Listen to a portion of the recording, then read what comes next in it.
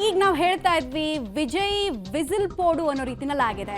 ಸಾಮಾನ್ಯವಾಗಿ ತಮಿಳುನಾಡಲ್ಲಿ ಪ್ರತಿಯೊಂದು ಸೆಲೆಬ್ರೇಷನ್ ಟೈಮ್ನಲ್ಲಿ ವಿಸಿಲ್ ಪೋಡು ಅಂತ ಹೇಳ್ತಾರೆ. ಸೊ ಅದೇ ರೀತಿ ವಿಜಯ್ ಅಭಿಮಾನಿಗಳಿಗಂತೂ ಕಾಣಿಸ್ತಾ ಇದೆ ಸಂದರ್ಭ. Celebration time. ಇನ್ನೊಂದು ಕಡೆಗೆ ಬಾಗಲಕೋಟೆಯಲ್ಲಿ ಉಮೇಶ್ ಮೇಟಿ ಅವರ ಗೆಲುವು ಸಾಧ್ಯ ಆಗಿದೆ.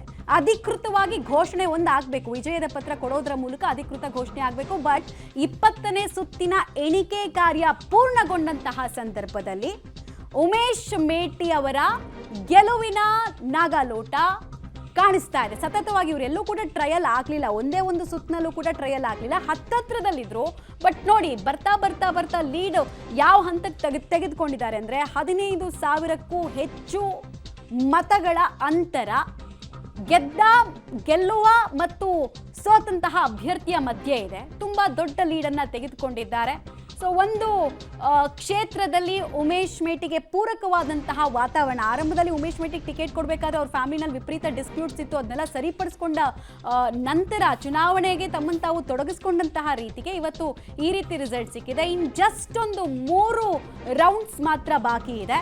ಬಟ್ ಆ 3 ರೌಂಡ್ನಲ್ಲಿ ಈ 15,000 ಲೀಡನ್ನು ಓವರ್ಕಮ್ ಮಾಡ್ತಾರೆ ಅನ್ನೋದು ಸಾಧ್ಯನೇ ಇಲ್ಲ. ಮಿರಾಕಲ್ ಆದರೂ ಸಾಧ್ಯ ಇಲ್ಲ. ಸೊ ಆಲ್ಮೋಸ್ಟ್ ಈ ಕ್ಷೇತ್ರವನ್ನ ತಮ್ಮದಾಗಿಸಿಕೊಳ್ತಾ ಇದ್ದಾರೆ ಉಮೇಶ್ ಮೇಟಿ ಅವರು.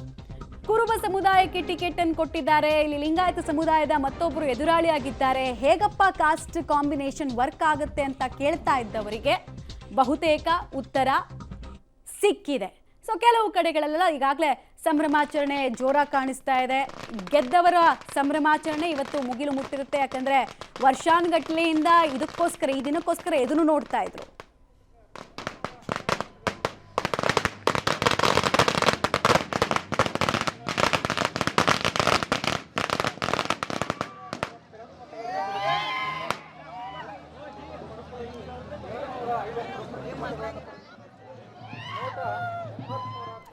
ಬಾಗಲಕೋಟೆ ಕಾಂಗ್ರೆಸ್ ಅಭ್ಯರ್ಥಿ ಗೆಲುವನ್ನು ಕಂಡಿರ್ತಕ್ಕಂಥದ್ದು. ಕಾರ್ಯಕರ್ತರ ಸಂಭ್ರಮಾಚರಣೆ, ಪರಸ್ಪರ ಬಣ್ಣ ಹಚ್ಚಿಕೊಂಡು ಪಟಾಕಿ ಹೊಡೆದು ಸಿಹಿಯನ್ನು ತಿನ್ನಿಸ್ಕೊಂಡು ಸಂಭ್ರಮ ಪಡ್ತಾ ಇದ್ದಾರೆ ಕಾರ್ಯಕರ್ತರು.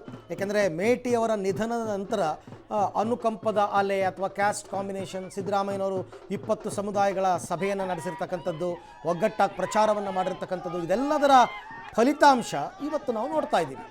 ಹಾಗಾಗಿ ಆಡಳಿತಾರೂಢ ಕಾಂಗ್ರೆಸ್ಸು ಈ ಸರ್ಕಾರ ಅಸ್ತಿತ್ವಕ್ಕೆ ಬಂದ ಮೇಲೆ ಆರಂಭದಲ್ಲೊಂದು ಬೈ ಎಲೆಕ್ಷನ್ ಆಯಿತು.